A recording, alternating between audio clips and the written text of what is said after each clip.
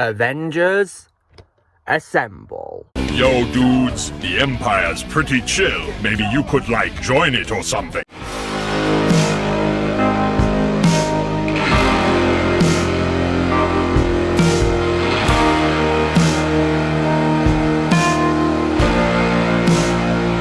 Hey everyone, Lucimus Prime here. So, it is time for the next review in my movie review marathon of the Marvel Cinematic Universe's Infinity Saga.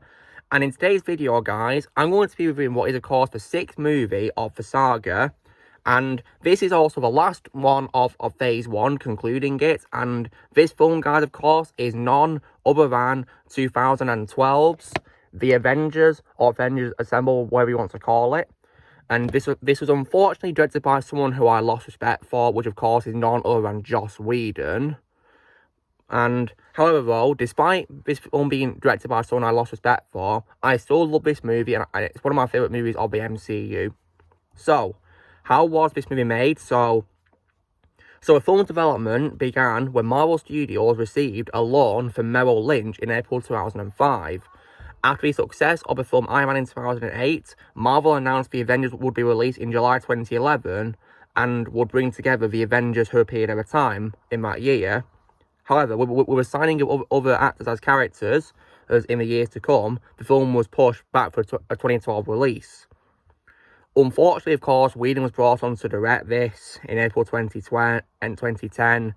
He rewrote the original screenplay, and filming, of course, began in April 2011 in Albuquerque, New Mexico, before moving to Cleveland, Ohio in August and New York City in September.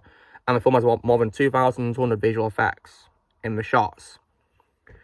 The film premiered in Los Angeles on April 11, 2012, and was released in the United States on May 4th as the final film of Phase 1 of the MCU.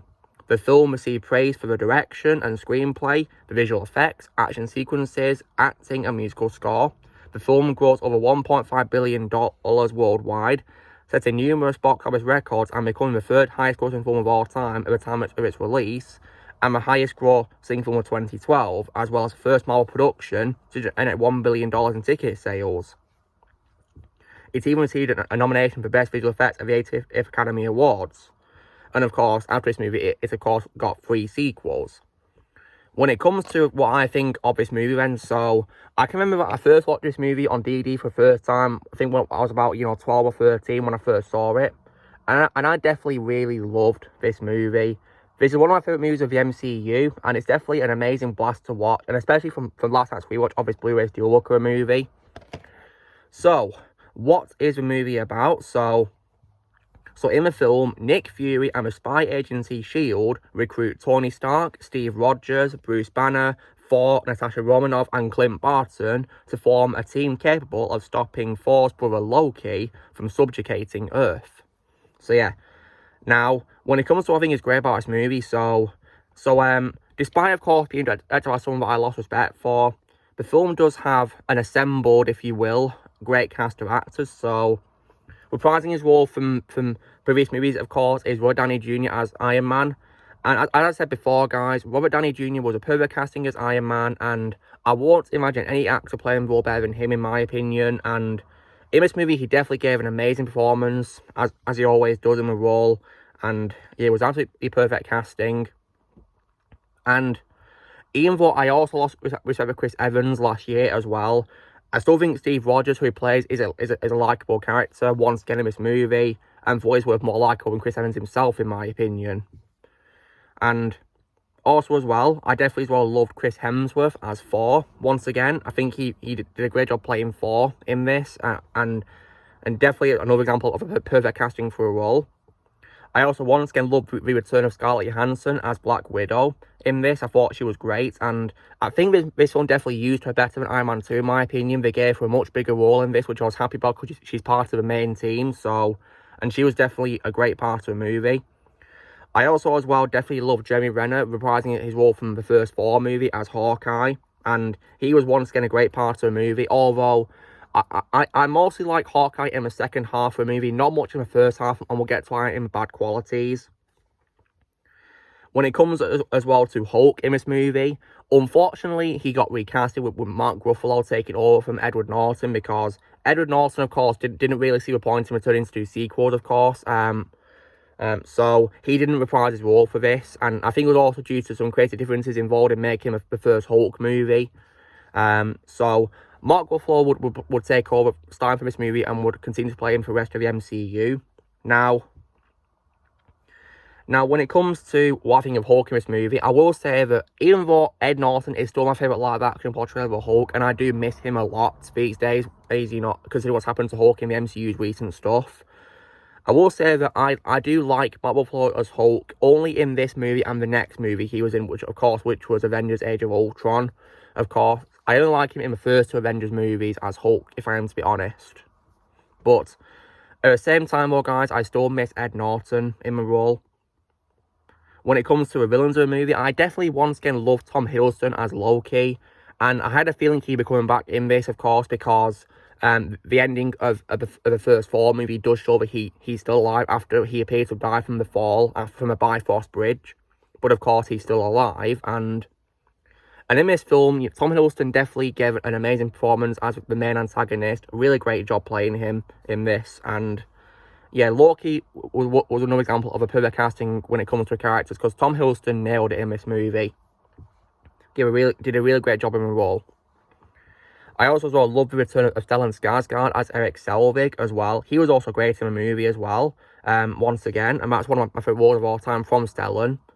And I also definitely love the return of a legendary Samuel L. Jackson reprising his role as Nick Fury, the director of S.H.I.E.L.D. from previous movies, and I like how this one gave him a much bigger role than before. This time, I was very happy about that, and he definitely was one of the best parts of the movie, in my opinion. Definitely my second favourite role of his behind Mace Windu in Star Wars. In addition, as well, I love the return of Clark Gregg as Phil Coulson as well in this. I definitely really love Coulson once again, a character created for the MCU, and I like how his role was expanded in this movie a lot. And I think in this movie, you know, fans can probably relate to Coulson because Coulson is also a fan of the characters, which is pretty cool. So I think the scene where he tells Steve Rogers he's a fan, it kind of relates to me, really, because I'm a fan of these Marvel characters, really. So yeah, which is pretty cool, isn't it? And I also as well liked the appearance as well of Kobe Smulders as Agent Maria Hill in this movie, and that's definitely my favourite role of all time from her. And she definitely does a great job playing Maria Hill in this movie. And also as well returning is Gwyneth Paltrow as Pepper Potts as well. And she was also great once again, and so was Paul Bettany returning to voice Jarvis, my favourite role of Paul Bettany. And when it comes as well to other great things about a movie, so aside from, of course, a great cast of actors, one of the highlights of this movie, in my opinion, is definitely the story, because I can remember watching this movie, you know, when I saw the posters for a movie showing the Avengers together and the trailers, it got me so excited, and to see these characters coming together on a big screen for the first time, like, wow.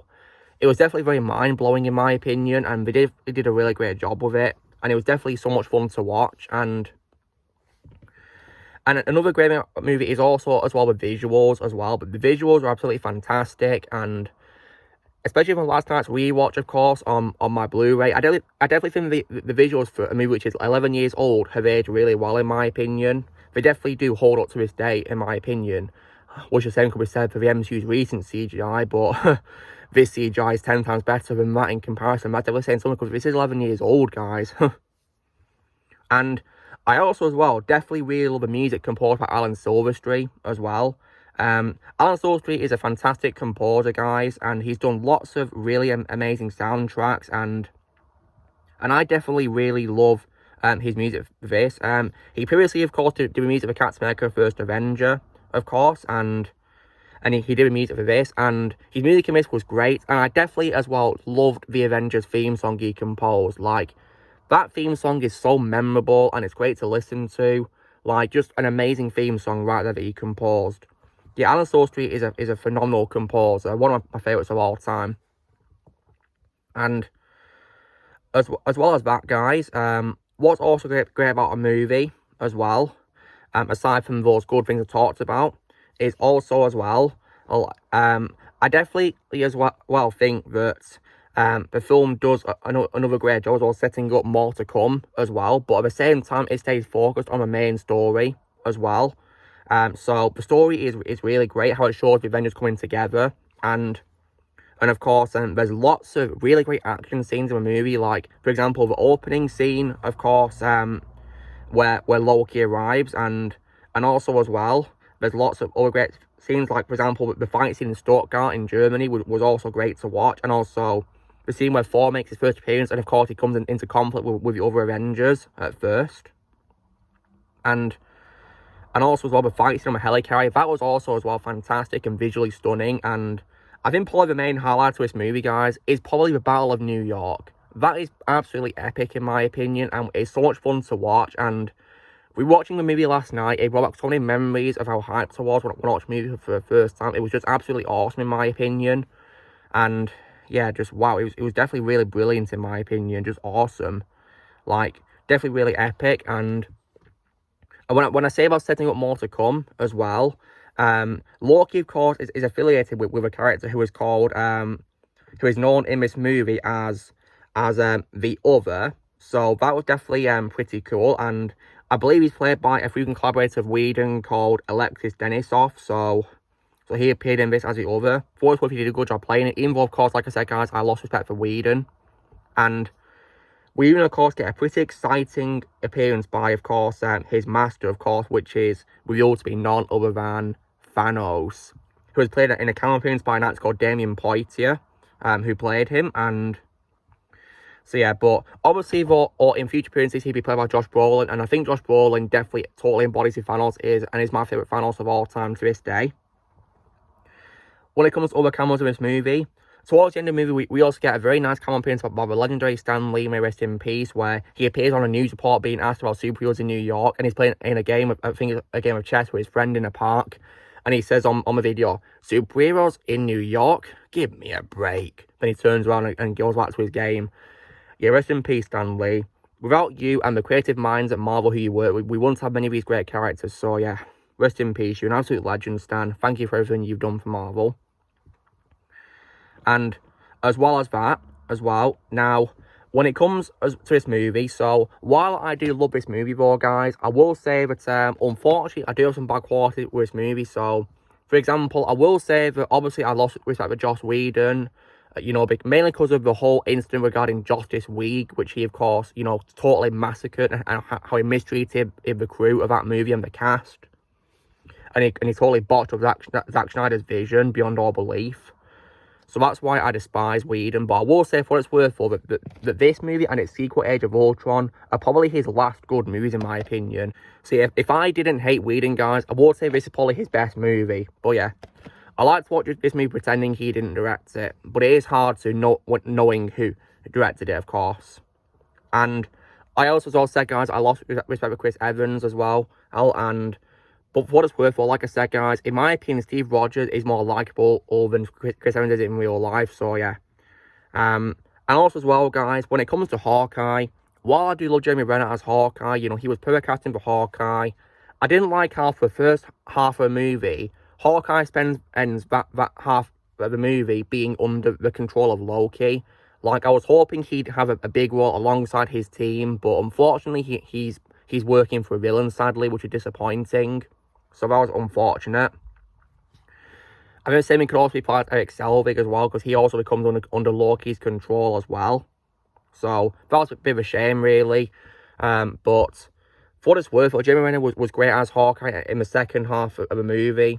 When he's free of the control, and he had lots of really cool moments, especially in the final battle. So see, the final battle definitely gave all the members of the team, very important things to do, which was great. So I definitely loved that. That was definitely really great to see for the first time ever, and rewatching it to this day was also great to see happen again. And so yeah, this movie, for what it's worth, despite what bad quality I mentioned, is still a great film to watch. And I think also sometimes, while the movie does have a decent pace of 143 minutes, sometimes it can get a bit slow, particularly after the battle in Stuttgart when we're back on the helicarrier. Before the battle of the helicarrier takes place, I kind of feel the pacing is a little bit slow before that, really. Drag on a little bit, but it's still fine to watch, though. I mean, it's not the most boring movie I've ever seen in my life, though, thankfully. It's way beyond, being the most boring film I've ever seen in my life, but, I still think that part of the film was a bit slow, but doesn't really bother me much because I still love this movie. And also as well, nonetheless, though, I still think it's a great movie, which is, definitely, fun to watch to this day. And when it comes to, good memories of it, I also remember playing Lego Marvel's Avengers on Xbox One, as well, which is definitely a lot of fun to do. Really great memories. That was really great to do. So yeah, this film, for its worth, is, definitely really great to watch. So yeah. So, if you were to ask me what I'd give a movie out of 10, guys, well, because of those bad qualities that I mentioned about a movie, I'm probably going to give it, I think I gave it the same score on my ranking video I did back in 2020. So, I'm going to give this movie, a very solid score of 9 out of 10. That's what I'd give it. So, it might not be a perfect masterpiece by any means, but it's still, in my opinion, for what it's worth, a great crossover, one of my favourite crossover movies of all time, and a nice way to end Phase 1 of the MCU. Unfortunately, Phase 2 didn't really start off very good, in my opinion, with its first two films in 2013. So, yeah, oh dear. I'm going to be reviewing those movies next. So, yeah, that sucks, doesn't it? But nonetheless, for this is definitely a great way to wrap up the first phase of the MCU. So, yeah. So, guys, this is me doing my review for 2012's The Avengers, or Avengers Assemble, whatever you want to call it. So, drill, guys. Be sure to give this video a like. Also, be sure to let us know in the comments what you guys think of The Avengers. If you've seen it, in the comments below what you think. Also, be sure to join Team Prime by pressing subscribe on this current future. If you would like to be a member, you can restore it using a PC or laptop, or you can leave a subscription. And Avengers Assemble.